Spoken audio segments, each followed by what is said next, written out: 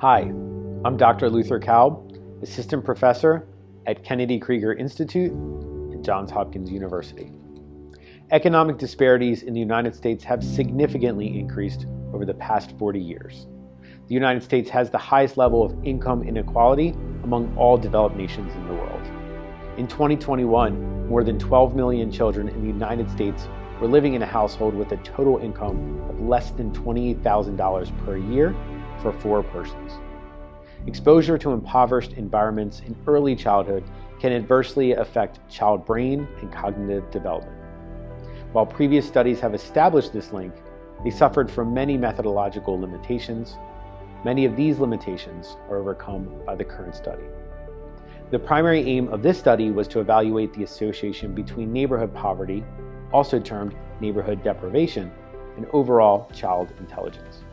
Secondary aims of the study included evaluating associations between neighborhood poverty and specific cognitive domains, and whether child age impacts the relationship between overall intelligence and neighborhood poverty.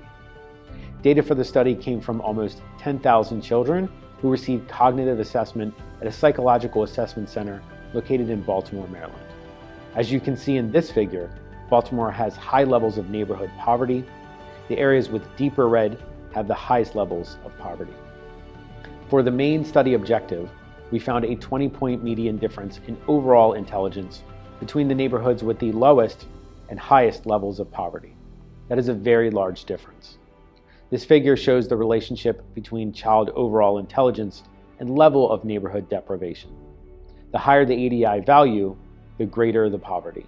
At the lowest level of neighborhood poverty, 1 in 2 children had overall intelligence at or above the normative average, equal to 100. For children from neighborhoods with the highest level of deprivation, 1 in 13 had overall intelligence at or above the normative average. Overall intelligence and verbal comprehension compared to working memory, fluid reasoning, and processing speed demonstrated the strongest negative association with neighborhood poverty. The final figure shows older children who lived in neighborhoods with high levels of poverty had lower overall intelligence scores as compared to younger children who lived in neighborhood poverty. This suggests a cumulative influence of poverty exposure over time. Our findings highlight the public health problem of neighborhood poverty as it relates to child development. We believe a primary driver of our findings reflect differential access to services.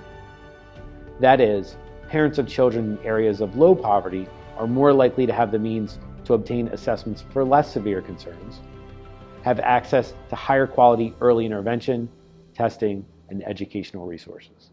Policy efforts are needed to address sustained social inequities, particularly those that promote access to early intervention services and address the roots of economic inequalities, such as systemic racism. Thank you.